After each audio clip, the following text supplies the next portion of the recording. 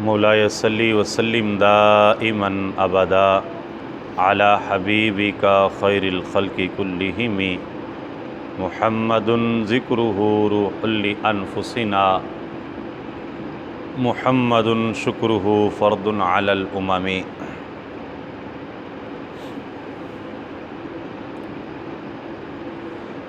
اب جب کہ نبی کریم صلی اللہ علیہ وآلہ وسلم پہ وحی نازل ہو چکی، پہلی وحی نازل ہونے کے بعد کچھ عرصہ وحی آنے کا سلسلہ رک گیا، دوبارہ وحی نہیں آئی، اور اس میں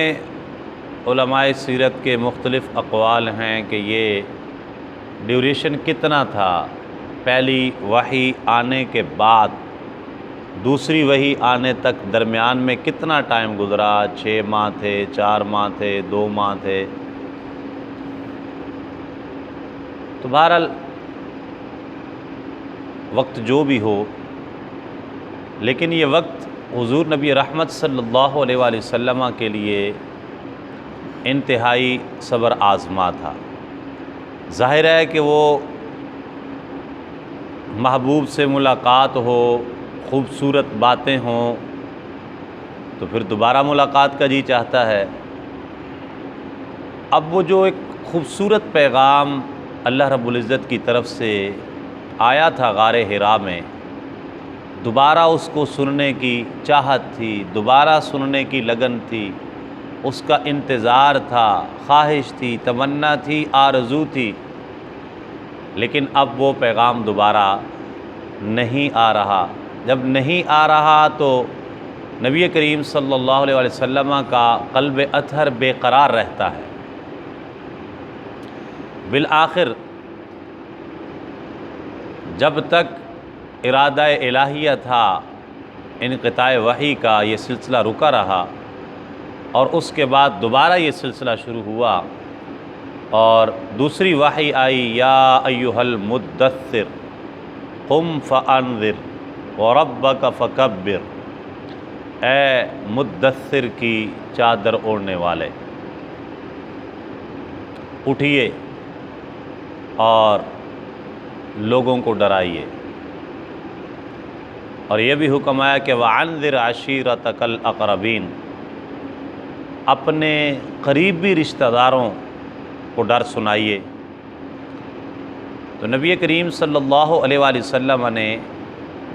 دعوت اسلام کا آغاز اپنے خاندان سے کیا، اپنے خاندان کے تمام لوگوں کو جمع کیا، اولاد عبد المطلب کو، یعنی آپ کے دادا کی جو اولاد ہے، آپ کے چچا ہیں، آپ کی پھوپھیاں ہیں،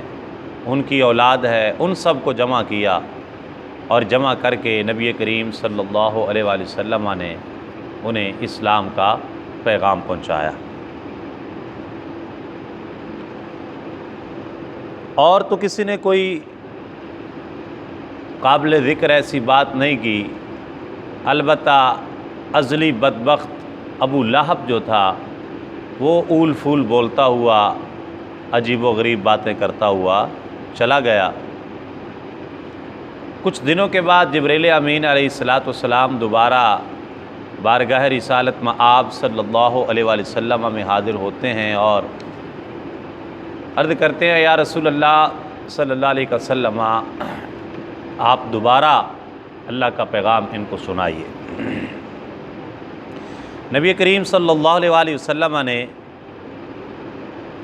ایک مرتبہ پھر اپنے تمام خاندان کو جمع فرمایا، اور ابتدائی تمہیدی گفتگو فرمانے کے بعد نبی رحمت صلی اللہ علیہ وآلہ وسلم نے انہیں دوبارہ اللہ تعالیٰ کا پیغام پہنچایا، توحید و رسالت کی دعوت دی، اور دنیا کی حقیقت، آخرت کی کامیابی، جنت اور دوزخ، ان تمام چیزوں کے بارے میں نبی کریم صلی اللہ علیہ وسلم نے انہیں آگاہ فرمایا، اپنی آمد کا مقصد بھی بتایا، اپنی تبلیغ کا مقصد بھی بتایا۔ اس محفل میں بھی ابو لہب موجود تھا اور اس نے حسب سابق نبی کریم صلی اللہ علیہ وآلہ وسلم کو نازیبا باتیں کہنا شروع کر دیں، اور پھر اپنے بھائی بہنوں سے مخاطب ہو کر کہنے لگا کہ اے اولاد عبد المطلب، یہ بہت ہی بری باتیں ہیں، اس کو ایسی باتوں سے روکو، پہلے اس سے کہ یہ کام دوسروں کو کرنا پڑے۔ اگر لوگ اس کے خلاف اٹھ کھڑے ہوں گے اس وقت تم کیا کرو گے؟ اگر تم نے اس کو ان کے سپرد کر دیا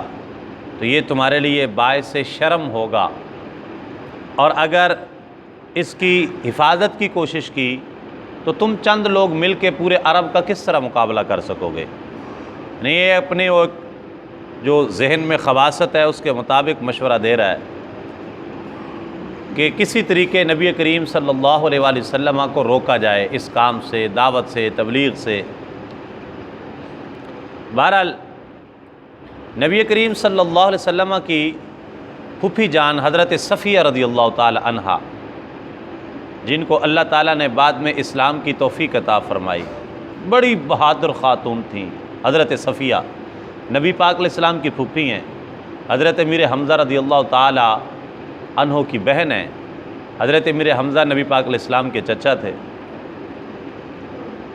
اور بڑی دلیر خاتون تھیں حضرت صفیہ رضی اللہ تعالی عنہ۔ جنگ احد کے موقع پر جب حضرت امیر حمزہ رضی اللہ تعالی عنہ کا پیٹ مبارک چاک کیا گیا، آپ کا کلیجہ نکالا گیا، آپ کے کان مبارک جو ہے وہ شہید کر دیے گئے، ناک مبارک شہید کر دی گئی، ہونٹ مبارک شہید کر دیے گئے، ان کا ہار بنا کے وہ گلے میں ڈالا گیا۔ حضرت صفیہ رضی اللہ تعالی عنہا آپ تشریف لائیں حضرت امیر حمزہ رضی اللہ تعالی عنہ کے آخری دیدار کے لیے۔ تو آپ کے بیٹے زبیر جو تھے انہوں نے نبی کریم صلی اللہ علیہ وآلہ وسلم کی بارگاہ میں عرض کی تو حضور علیہ السلام نے منع فرما دیا، اس وجہ سے کہ خاتون ہے، عورت بہرحال عورت ہوتی ہے، کمزور ہوتی ہے، اعصاب کمزور ہوتے ہیں، قوت برداشت کم ہوتی ہے، تو بھائی کو اس حالت میں دیکھ کے نہ جانے آپ پہ کیا بیتے گی، اس لیے نبی کریم صلی اللہ علیہ وآلہ وسلم نے آخری دیدار سے منع فرما دیا۔ تو حضرت صفیہ رضی اللہ تعالی عنہا آپ معاملہ کی نوعیت کو بھانپ گئیں اور عرض کی کہ میں کیوں کر بے صبری کا اظہار کروں گی، بارگاہ رسالت میں آپ صلی اللہ علیہ وآلہ وسلم میں عرض کیجئے کہ مجھے پتہ ہے میرے بھائی کے ساتھ کیا ہوا ہے، لیکن مجھے یہ بھی پتہ ہے کہ یہ فقط ان کے ساتھ اللہ کی راہ میں چلنے کی وجہ سے ہوا ہے، انہوں نے اپنی جان اللہ کے راستے میں دی ہے، تو جب اللہ کے لیے جان دی ہے تو پھر کچھ بھی ہو جائے وہ سب کچھ اللہ کے لیے ہی تو ہوا ہے۔ یہ جرت مندانہ جواب سن کے نبی کریم صلی اللہ علیہ وآلہ وسلم نے آپ کو آخری دیدار کی اجازت دے دی۔ تو حضرت صفیہ رضی اللہ تعالی عنہا نے حضرت امیر حمزہ رضی اللہ تعالی عنہ کا آخری دیدار کیا اور بڑے صبر اور ضبط سے اپنے بھائی کا وہ آخری دیدار اور پھر انا للہ و انا الیہ راجعون پڑھا، دعائے مغفرت کی اور کہا کہ اب ان کو دفن کر دیا جائے۔ تو یہ حضرت صفیہ رضی اللہ تعالی عنہا اس محفل میں موجود تھیں جو کہ دوسری مرتبہ آقا کریم صلی اللہ علیہ وآلہ وسلم نے اپنے خاندان والوں کو پیغام توحید و رسالت سنانے کے لیے منعقد کی تھی۔ جب ابو لہب نے عجیب و غریب باتیں کیں تو آپ کو یہ باتیں اچھی نہیں لگیں۔ اب دیکھیں کہ آپ قرآن مجید پڑھ کے دیکھیں، پوری ہسٹری پڑھ کے دیکھیں، تاریخ پڑھ کے دیکھیں، سیرت پڑھ کے دیکھیں، ایک بات کو آپ ذرا ڈیپلی دیکھیں گے تو آپ محسوس کریں گے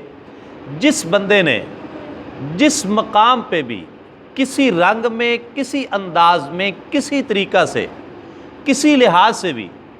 اپنے دل میں کسی بھی موقع پر نبی کریم صلی اللہ علیہ وآلہ وسلم کی قدر کی ہے اور حضور علیہ السلام کی طرفداری اس کے دل میں پیدا ہوئی ہے اور نبی پاک علیہ السلام کی چاہت کے لحاظ سے اس نے کوئی کام کیا ہے، اللہ تعالیٰ نے اس کو دنیا سے بے ایمان نہیں جانے دیا، جلد یا بدیر اللہ تعالیٰ نے اسے ضرور ایمان اور اسلام کی توفیق عطا فرمائی ہے۔ حتیٰ کہ حضرت موسیٰ علیہ السلام کے مقابلے میں فرعون نے جو جادوگر بلائے، وہ جادوگر آئے اور انہوں نے حضرت موسیٰ علیہ السلام سے چیلنج کیا اور انہوں نے کہا کہ یہ بات صرف کی حضرت موسیٰ علیہ السلام سے کہ پہلے آپ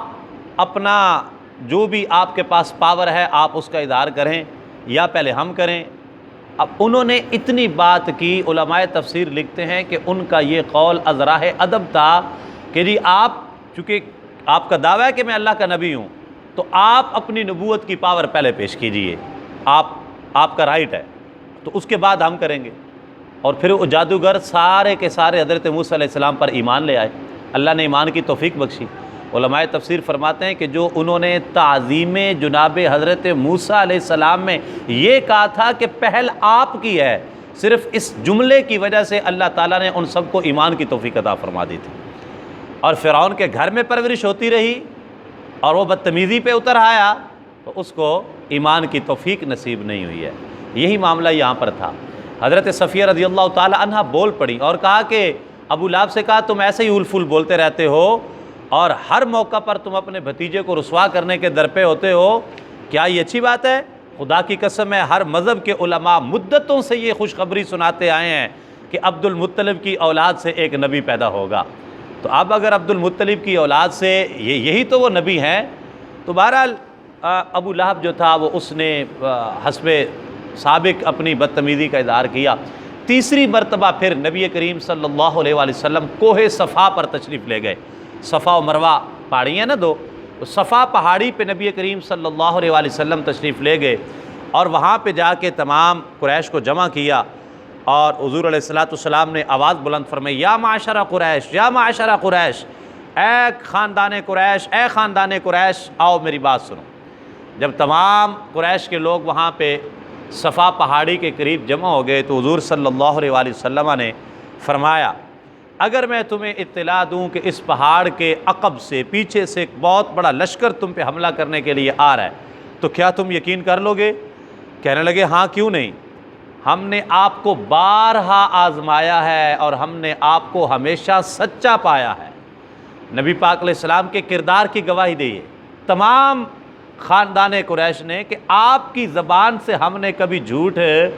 نہیں سنا. میرے بھائیوں ہم ان کی امت ہیں. یہ ہمارے پیارے آقا و مولا حضرت محمد صلی اللہ علیہ وآلہ وسلم ہیں جن کا اسوہ حسنہ اللہ تعالیٰ نے ہمارے لیے بہترین نمونہ قرار دیا ہے. آپ کے بدترین دشمن بھی اس بات کا اظہار کر رہے ہیں کہ ہم نے آپ کی زبان سے کبھی جھوٹ نہیں سنا. 40 سال کی زندگی ہے، 40 سال کا کریکٹر آپ کا ہمارے سامنے ہے، ہم آپ کے ایک ایک لمحے کے گواہ ہیں. آپ کی زبان پہ کبھی ہم نے جھوٹ آپ کی زبان پہ نہیں آیا. آقا کریم علیہ السلام نے فرمایا تمام قریش کی جتنی بھی وہ شاخیں تھیں، قبیلے تھے، ان کا نام لے لے کے فرمایا کہ میں تمہیں اللہ کے شدید عذاب سے ڈرانے والا ہوں اور اللہ تعالیٰ نے مجھے حکم دیا ہے کہ میں اپنے خاندان والوں کو اللہ تعالیٰ کے عذاب سے ڈراؤں اور اللہ تعالیٰ کا پیغام پہنچاؤں. تو اب یہاں پر بھی ابو لہب پہنچ گیا اور اس وقت اس نے ایسے الفاظ کہے کہ حضور صلی اللہ علیہ وآلہ وسلم نے تو خاموشی اختیار فرمائی لیکن غیرت الہیہ جو ہے اس نے ایسا تازیانہ برسایا ابو لہب پہ کہ تا صبح قیامت لعنتوں کے توق اس کے گلے کے اندر سجا دیے گئے. معاذ اللہ ثم معاذ اللہ. کہنے لگا تبا لک یا محمد الہذا جماعتنا، کہنے لگا اس کام کے لیے جمع کیا. اب یہ عربی کے جو الفاظ اس نے بولے ہیں میں اس کو ٹرانسلیٹ نہیں کر سکتا، میری زبان زیب نہیں دیتی کہ ان الفاظ کا مطلب کیا بنتا ہے جو اس نے نبی پاک علیہ السلام کی بارگاہ میں گئے. اس لیے ہمیں جمع کیا ہے تم نے، کیونکہ تیسری دفعہ تھا تو وہ انتہائی بدتمیزی کے ساتھ بولا. جب اس نے یہ الفاظ کہے تو اللہ رب العزت نے قرآن مجید کی سورہ لہب نازل فرما دی. تبت یدا ابی لہب و تب، ٹوٹ گئے دونوں ہاتھ ابو لہب کے اور وہ ٹوٹ ہی گئے. یہ وہ بدبخت ہے کہ تا صبح قیامت جو بھی مسلمان سورہ لہب پڑھے گا تو اس بات کا اقرار کرے گا ٹوٹ گئے ابو لہب کے ہاتھ دونوں اور ٹوٹ ہی گئے. دیکھیے اپنے نبی پاک صلی اللہ علیہ وسلم کی عزت اور ناموس کے بارے میں رب کتنی غیرت والا ہے کہ جس بندے نے ایک لفظ اس نے کہا نبی پاک علیہ السلام کی بارگاہ میں بے ادبی والا، اللہ تعالیٰ نے پوری سورت نازل فرما دی اس کی تردید کے اندر. اور تا صبح قیامت اس شخص کے لیے ہر مسلمان یہ کہتا رہے گا ٹوٹ جائیں تیرے ہاتھ ابو لہب، ٹوٹ گئے تیرے ہاتھ ابو لہب. ٹھیک ہے. اور یہ بہرحال حضور علیہ السلام نے ان کو یہ پیغام سنایا اور وہاں پر بھی ابو لہب اور دیگر جو کچھ بدتمیز قسم کے لوگ تھے انہوں نے اسی طرح کا بیہیو کیا۔ حضور علیہ الصلوۃ والسلام اپنے مشن پہ مسلسل کہ دیکھیے جب ہم ان حالات کو پڑھتے ہیں تو پھر پتہ چلتا ہے کہ اس اسلام اور اس دین کی خاطر نبی کریم صلی اللہ علیہ وآلہ وسلم نے کیا کیا تکالیف برداشت کی ہیں، ٹھیک ہے نا، اس دین کی خاطر۔ اب ایسے ہمیں اگر کوئی کہہ دے نا ایک سے دوسری تیسری دفعہ تو ہم کہتے ہیں چھوڑو یار اپنا کام کرو، ان کو جانے دو جدھر جاتے ہیں، انہوں نے اپنی قبر میں جانا ہے، میں نے اپنی قبر میں جانا ہے، ان کو کرنے دیں جدھر جاتے ہیں، نہیں تھے نہ صحیح۔ آقا کریم صلی اللہ علیہ وسلم کا کمال صبر و استقامت ہے۔ حضور علیہ الصلوۃ والسلام اپنے مشن پہ مسلسل، اب یہ ہمارے لیے بھی ایک سبق ہے کہ کامیابی کے لیے استقامت اور جہد مسلسل شرط ہے۔ کامیابیاں کبھی بھی آپ کو مٹھائی کی طرح وہ پلیٹ میں رکھ کے پیش نہیں کی جاتی، کامیابیوں کے لیے مسلسل کوشش کرنا ہوتا ہے، کامیابیوں کے لیے ہر گرم سرد کو برداشت کرنا ہوتا ہے، کامیابیوں کے لیے ہر طرح کے رویے کو برداشت کرنا ہوتا ہے، کامیابیوں کے لیے ہر طرح کے چیلنج کو برداشت کر کے ان کی پرواہ کیے بغیر مسلسل آگے چلتے جانا ہوتا ہے۔ آقا کریم صلی اللہ علیہ وآلہ وسلم نے ان کے اس برے بیہیو کی پرواہ کیے بغیر اپنی دعوت کو مسلسل جاری رکھا۔ اب وہ دیکھ رہے ہیں کہ یار یہ تو 1 سے 2، 2 سے 3، 3 سے 4، 4 سے 6، 6 سے 10، 10 سے 20 ہوتے چلے جا رہے ہیں۔ سب اکٹھے ہو کے ایک دن حضرت ابو طالب کے پاس آ گئے، نبی کریم صلی اللہ علیہ وآلہ وسلم کے چچا ہیں۔ پہلے چھوٹی موٹی کاوشیں کی، جب آقا کریم صلی اللہ علیہ وآلہ وسلم کے مزاج مبارک کو دیکھا کہ آپ اپنے مشن پہ مسلسل گامزن ہیں اور کوئی حربہ ان کا کام نہیں کر رہا کہ وہ نبی پاک علیہ السلام کو اپنے مشن سے روک سکیں، تو ایک دن سارے اکٹھے ہو کے حضرت ابو طالب کے پاس آ گئے اور آ کے کہا کہ جناب آپ اپنے بھتیجے سے کہیں اگر وہ کوئی خاندان کا سردار بننا چاہتا ہے تو ہم سرداری کی پگ اس کے سر پہ رکھ دیتے ہیں، اگر وہ کسی خوبصورت لڑکی سے شادی کرنا چاہتا ہے تو وہ جس خاندان قریش کی جس عورت کے بارے میں کہے گا ہم اس کا نکاح ان سے کر دیں گے، اگر ان کو مال و دولت کی ضرورت ہے ہم دولت کے انبار ان کے قدموں میں لگا دیں گے، لیکن وہ ہمارے ان معبودوں کو برا بھلا نہ کہا کریں، ہمارے بتوں کے بارے میں کوئی بات نہ کیا کریں، ورنہ پھر ہم آپ سے جنگ کریں گے، ہم ایسے کریں گے۔ کچھ دھمکیاں دی، کچھ لالچ دیے۔ حضرت ابو طالب اکیلے تھے اور وہ پوری قریش کی شاخیں ساری جمع ہو کے آئی تھی، سارے سردار بیٹھے ہوئے تھے۔ نبی کریم صلی اللہ علیہ وسلم کو انہوں نے بلایا، حضرت ابو طالب نے ان کے جانے کے بعد، اور کہا کہ جان عالم یہ لوگ میرے پاس آئے تھے اور بھتیجے مجھ پر اور اپنی جان پر اتنا بوجھ نہ ڈال کہ میں برداشت نہ کر سکوں۔ اب یہ ریکویسٹ انہوں نے نبی پاک علیہ السلام سے کی کہ مجھ پر اور اپنی جان پر اتنا بوجھ نہ ڈالیے جس کو میں برداشت نہ کر سکوں۔ نبی کریم صلی اللہ علیہ وآلہ وسلم کے بظاہر ہجوم اعداء کے اندر جو ہستی نبی پاک علیہ السلام کا حوصلہ بڑھاتی تھی وہ ابو طالب ہی تو تھے، اور جب ان کے منہ سے بھی ایسی بات سنی تو نبی کریم صلی اللہ علیہ وآلہ وسلم کی مبارک آنکھوں میں آنسو تو آئے، لیکن دیکھیے کمال کا صبر اور ہمت دیکھیے۔ حضور صلی اللہ علیہ وآلہ وسلم نے فرمایا چچا جان اگر یہ لوگ میرے دائیں ہاتھ پہ سورج اور بائیں ہاتھ پہ چاند لا کر رکھ دیں اور مجھ سے مطالبہ کریں کہ میں اعلان توحید کو ترک کر دوں تو میں پھر بھی ان کا مطالبہ نہیں مان سکتا، یہ کام یہ مشن جاری رہے گا، یا تو میں کامیاب ہو جاؤں گا یا میں اپنی جان اللہ کے دین کے لیے اللہ کی راہ میں قربان کر دوں گا۔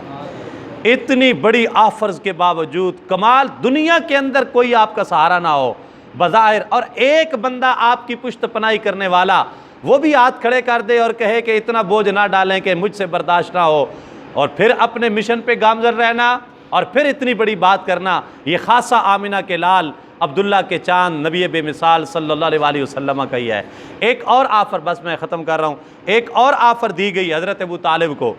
ان میں قریش کے اندر ولید جو تھا یہ ایک سردار تھا بہت بڑا، اور اس کا بھی ایک بڑا سٹیٹس ہے اپنے قبیلے میں۔ اس کا بیٹا عمارہ بڑا خوبصورت لڑکا تھا، وہ بھی اس کو لیا اور حضرت ابو طالب کے پاس آ گئے اور کہا جی دیکھیں ہم آپ کے پاس ایک بڑی بہترین آپشن لے کے آئے ہیں، سانپ بھی مر جائے گا، لاٹھی بھی بچ جائے گی، ہمارا مسئلہ بھی حل ہو جائے گا، آپ بھی خوش ہو جائیں گے۔ حضرت ابو طالب نے فرمایا بتائیے کیا آپشن ہے، بڑے حوصلہ افزا لگ رہے ہو۔ انہوں نے کہا دیکھیں یہ ولید کا بیٹا عمارہ ہے، بہت ہی پیارا ہے، بڑا ہنرمند جوان ہے، بڑا شاہ سوار ہے، جنگجو ہے، خوبصورت ہے، نوجوان ہے، ہم اس کو لے کے آئے ہیں آپ کے پاس۔ آپ اپنے بھتیجے محمد کو ہمارے حوالے کر دیں اور اس کے بدلے میں یہ امارہ کو آپ اپنا بھتیجا بنا لیں، بیٹا بنا لیں، اور آپ اس کو رکھیں، ہم معاذ اللہ آپ کے بھتیجے کو جا کے شہید کر دیتے ہیں تاکہ یہ روز روز کی ٹینشن ختم ہو جائے۔ حضرت ابو طالب نے کہا واہ کیا آپشن لے کے آئے ہو، یعنی میں تو تمہارے بھتیجے کو پالوں، اس کو کھلاؤں پلاؤں، حفاظت کروں، اس کو جوان کروں، اس کی شادی کروں، اس کے ناز نخرے اٹھاؤں، اور تم میرے بھتیجے کو جا کے شہید کر دو، ایسا نہیں ہو سکتا، میں اپنے بھتیجے محمد صلی اللہ علیہ وسلم کے ساتھ کھڑا ہوں، تم سے جو ہو سکتا ہے وہ کر لو۔ تو یہ وہ حالات تھے جن کے اندر نبی پاک علیہ السلام نے اسلام کی دعوت کا آغاز فرمایا۔ انشاءاللہ باقی ماندہ کے معاملات کل بشرط زندگی بیان ہوں گے۔ اللہ تعالیٰ مجھے آپ کو عمل کی توفیق عطا فرمائے۔